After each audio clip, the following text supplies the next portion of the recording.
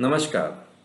आज हम भारतीय संस्कृति और पद्धति के माध्यम से समृद्धि कैसे प्राप्त करें, इस विषय पर मंत्रणा के लिए यहाँ एकत्र हुए हैं।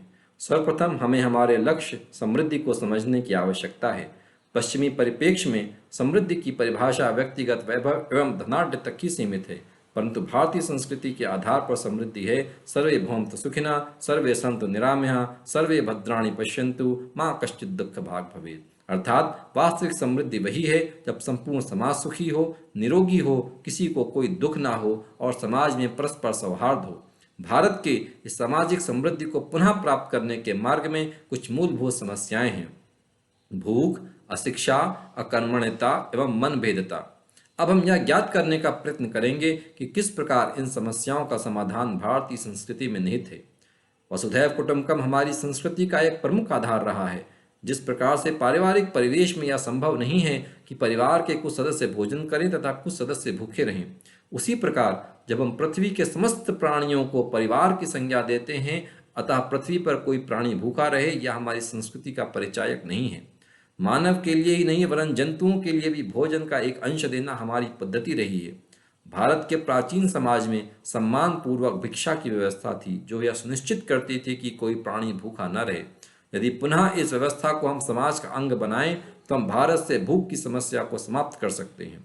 वर्तमान में सर्वव्यापी कोरोना महामारी में हमने देखा कि सरकार और समाज दोनों के द्वारा ही श्रमिक समाज के लिए अन्नदान किया गया, परंतु श्रमिकों की भूख की समस्याओं के समाचार नित्य रहते थे। इसका तात्पर्य यह है कि सरकार और समाज की अन्नदान की मदद सभी भूखे श्रमिकों तक नहीं पहुंची। हम यह कल्पना कर सकते हैं कि यदि हमारी प्राचीन भिक्षा व्यवस्था वर्तमान पद्धति में होती तो बिना किसी अतिरिक्त सामाजिक और सरकारी मदद के हम श्रमिकों की भूख का पूर्णतया समाधान कर सकते थे। प्राचीन भारत में शिक्षा का अर्थ था ज्ञान अर्जन की पवित्र साधना, जो दान पर आधारित थी। शिष्य एक भिक्षुक की भांति ज्ञान ग्रहण करते थे और गुरु ज्ञान का दान करते थे।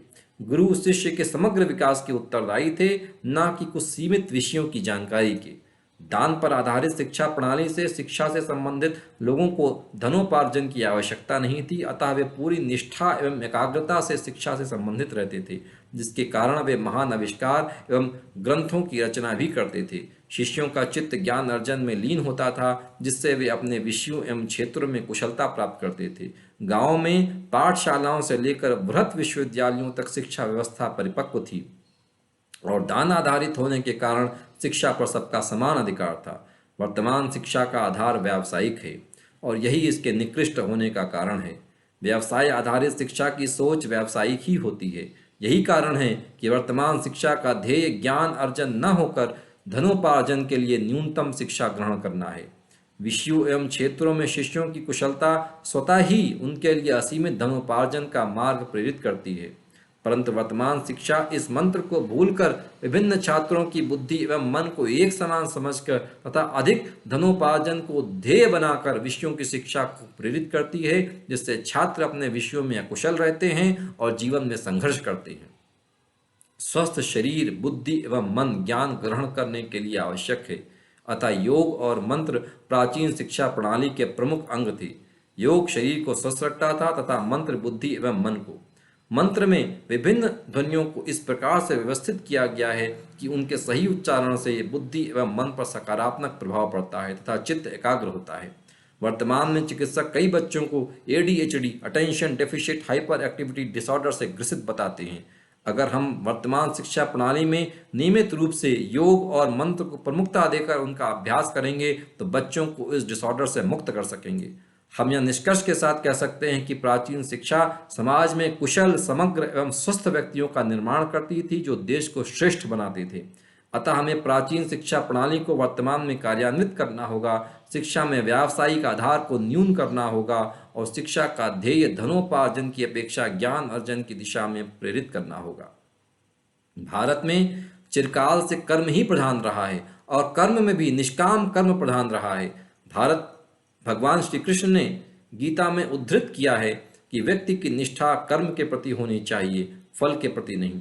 भगवान ने कहा है कि हमें फल में उत्सुकता या नीरसता नहीं होनी चाहिए तथा फल के अभाव या प्रभाव से हमें निष्क्रिय नहीं होना चाहिए। समाज के सक्षम वर्ग का सामाजिक कर्तव्यों के प्रति विमुखता देश, काल एवं समाज के पतन की द्योतक है।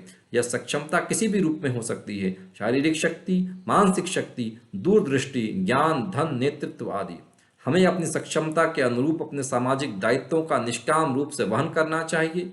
एक समाज अगर श्रेष्ठ व्यक्तियों का निर्माण तो करता है, परंतु यदि उनकी श्रेष्ठता समाज के उत्थान के लिए समर्पित नहीं है तो व्यक्तिगत श्रेष्ठता के साथ देश की श्रेष्ठता का विनाश निश्चित है। उदाहरण के लिए यदि चाणक्य ने समाज और देश के प्रति अपने कर्तव्यों का वहन नहीं किया होता तो भारत में स्वर्ण युग रूपी मौर्य वंश की नींव न रखी गई होती। वर्तमान में हम देखते हैं कि व्यक्ति का कर्म निर्णय एक प्रश्न चिन्ह से उपसर्गित होता है, और वह प्रश्न चिन्ह क्या है? What is in for me, मुझे क्या मिलेगा। एक उन्नत एवं श्रेष्ठ समाज तथा देश समस्त देशवासियों को उन्नति प्रदान करेगा, परंतु इसके लिए देशवासियों को निष्क्रियता त्याग कर निष्काम कर्म की आहुति देनी होगी। भारत न केवल विभिन्न पंथियों एवं मतों के अनुयायियों की भूमि रही है, वरन कई पंथ एवं मत इस भूमि पर जन्मे तथा परिपक्व हुए। सभी पंथ एवं मत समाज उद्धार तथा उन्नत राष्ट्र के समान लक्ष्य की दिशा में कार्यान्वित थे।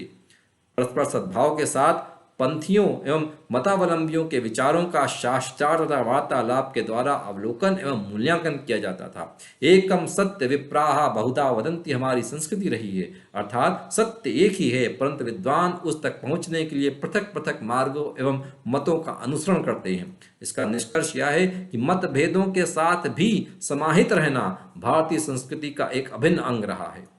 वर्तमान में मतभेदों का स्वरूप मनभेद ने ले लिया है। मनभेद एक दूसरे के प्रति मन में घृणा तथा तिरस्कार की भावना को जन्म देता है। मनभेद से समाज एवं राष्ट्र की एकता तथा अखंडता का नाश होता है। मनभेद से ग्रसित समाज व्यक्तियों की श्रेष्ठता का उपयोग राष्ट्र की उन्नति के लिए नहीं कर सकता। अतः हमें मनभेद को त्याग कर मतभेदों के साथ परस्पर सहिष्णुता एवं सम्मान की भावना के साथ एक दूसरे के प्रति आचरण करना होगा, जिससे पंथों एवं मतों में विभक्त समाज भी श्रेष्ठ भारत के लक्ष्य के प्रति अपने कर्तव्यों का निर्वहन कर सकेगा। संस्कृति एक विचार है जो प्राचीन भारत में भी था तथा वर्तमान भारत में भी है।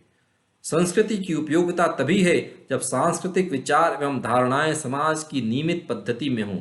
समय के साथ वर्तमान भारत अपने सांस्कृतिक विचार तो सहेज सका, परंतु सांस्कृतिक पद्धति क्षीण होते होते लुप्त हो चुकी है। निष्कर्ष यही है कि भारत की वर्तमान समस्याओं का समाधान हमारे प्राचीन सांस्कृतिक विचारों में निहित है।